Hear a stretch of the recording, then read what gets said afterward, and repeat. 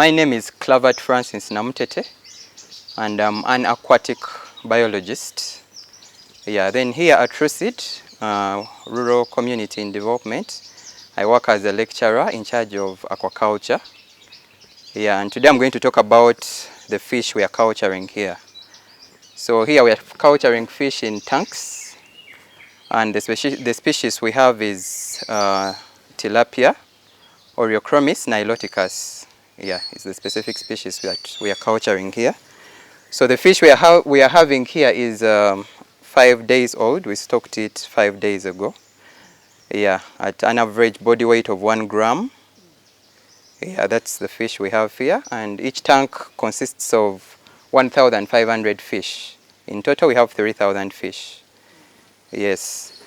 So we usually stock this fish according to the carrying capacity.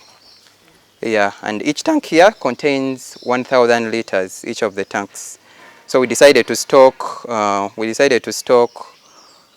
1.5 grams per liter in each tank. That's why we have 1,500 fish per tank. So these fish usually have an optimum temperature, optimum dissolved oxygen levels where they grow very fast and grow best.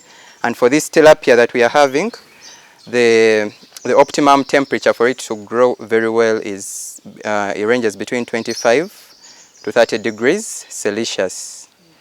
And then the pH, the optimum pH ranges from 6 to 8. That's the optimum pH for this fish to grow very well. Then the dissolved oxygen must be above 4 milligrams per liter for the fish to survive very well. Then this fish secrete ammonia. Ammonia is secreted by the fish, but ammonia in very little levels is very toxic to the fish, leading to deaths. It can lead to high numbers of deaths if the ammonia concentration is high in the water. So as we try to maintain these ammonia levels as low as possible, and we do that by first not overfeeding the fish, because when you overfeed the fish, they secrete a lot of ammonia, which becomes toxic to them, and they will die. So for the fish, since we have 3,000 fish here, we feed them in ratio to their biomass. And by biomass, I mean the weight of each fish, multiplied by the number of fish. So since the biomass of this fish is 3,000 grams in total, so when you give, we decided to do 10% of their whole total biomass, thereby getting the daily feed amount, which is 300 grams per day. So each day we give them 300 grams of the feed. And in these 300 grams, we divide the amount by the 2 tanks, and we still divide that amount by 3 runs per day, because we feed them 3 times a day. And when we are feeding, we make sure we feed when the temperature conditions are favorable. On a sunny day like this, that's when we feed. We do not feed when it rains. We do not feed at night. We do not feed when the temperature is low. We only feed when the temperatures are high enough for the fish to utilize the food, because when you feed them when it has rained, their metabolism rates are low, so they will not consume the food. Even those that try to consume the food will get stressed and die. And in the long run, you will be over wasting the food. Yet this food is very, very expensive. So for this fish, when you're culturing fish, we usually use these feeds. They are specific to tilapia. So when you go to buy, specifically we are buying this from Kafika or Cowdice. And when you go to buy, you have to know the stage of your fish, get the actual amount and the pellet size. So for this feed, we are giving them, the pellet size is 1 millimeter, because since they are young, they are able to consume the 1 millimeter. They're able to consume the 1 millimeter of the feed. And when you go to buy, you have to know the species that you have. For example, this is tilapia. So when you go, you have to know that I'm dealing in tilapia, so they have to give me the feed for tilapia. Because when you get the specific feed, it means your fish will be able to utilize this food, even if it's in low amounts. So in the long run, you're not wasting the food and spending a lot of money in food. and in the long run, the fish are not consuming a lot of waste because they're utilizing the food in their body, which means they're going to grow very fast. And the faster they grow, the more you sell, or the earlier you sell, and the more profits you make. Because fish farming as a business, or in any business, our main aim is getting a profit in any kind of business. So in any business, the main aim is to make profits. So yeah, for the fish, if you raise fish in this kind of system, you are sure that you're not going to waste your food. You are able to monitor. We call this intensive farming or intensive aquaculture, where you monitor everything. Yeah.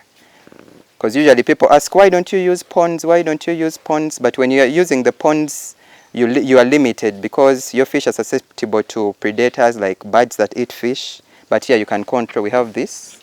This is a cover, a burglar that covers the fish and protects it from fish or anyone that can. Yeah, so you close it like this.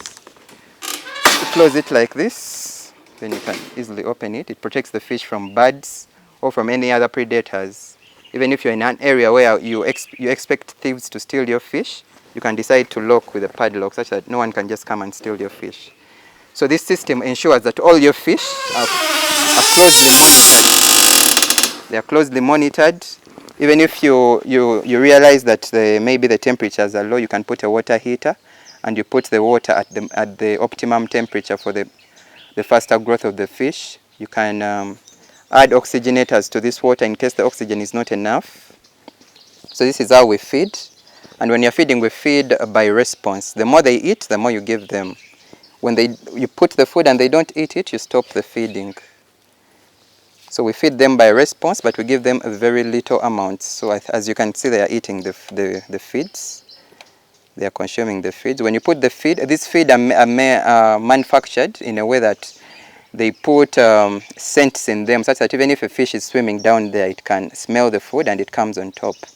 So the reason why we usually feed when it's shining or when the temperatures are high is because the fish can easily see the food because of the light, the sunlight that hits the water. And it's because their temperatures are high enough for them to consume the food and metabolize the food, thereby utilizing the food in their bodies for the faster growth of the fish. Yes.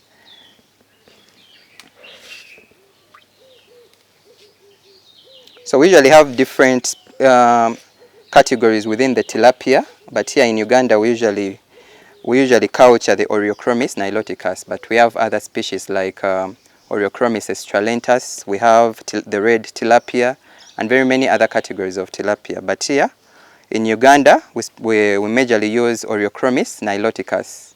It's what we usually culture in our farming systems. So as these fish grow, they usually, within 2 weeks, they must have doubled their weight. So if I stocked at 1 gram, by next week, which will be the second week, the end of the second week, they must have doubled their weight. Yeah, with the optimum water quality and good feeding. So it means the average body weight of all these fish must be 2 grams. And as the fish increase in size, they will need more space since we stock them by carrying capacity, which means I will have to buy 2 more tanks like this. Then I will have to remove some of the fish and stock them into the other tanks such that they cannot compete for the oxygen, they cannot compete for the temperature, because when the conditions in the water become limiting, some fish get out-competed and they die. So for the faster growth and survival of the fish, they have to be spaced often. As they grow, we space them such that the conditions don't become limiting. Okay, so the cost of these tanks, they're not actually very expensive. You can even buy it and put it in your compound at home. If you are in an urban area where the space is limited, you can buy it and put it in your compound and you raise the fish from there. So this tank costs 250,000, but when they add on this cover, which is 50,000, the total cost is 300,000 Ugandan shillings. That's the total cost. So here we have an outlet that we open for the water to drain out, and when we are draining out the water, we don't drain it out totally. We drain partially to 50% of the water, then we add new water. Through here, you can just get your pipe, you pump the water, then you put here. And to talk more about the water, we usually use the groundwater which is pumped. In this case we are using groundwater because we have a pump here, or rainwater. We don't recommend tap water because it's chlorinated. It has chlorine in it, which stresses the fish. So when you use the national water from which has a lot of chlorine, which is treated with chlorine, it stresses the fish, and you may get huge losses when you use the tap water. So we recommend groundwater or rainwater when you're culturing this fish because it's free of impurities. It doesn't have very many impurities in it. Organic fish farming is farming where we don't put any chemicals. Yes, we don't use any chemicals into the system.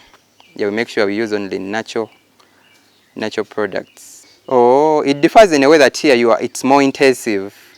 It's more intensive, but it's still organic. We are not putting any chemicals in it. Yeah, it's organic. These feeds are organic. They don't put any chemicals in them. The feeds that we use do not put any synthesized chemicals. They use to make these feeds. They use the real natural products. Then they make them into pellets to make these feeds. When you've consumed the fish that has been through the organic system, you get a lot of nourishment, and you don't expect to get diseases like cancer, because when you use systems that are not organic, the fish can assimilate chemicals into their body system. So when you consume the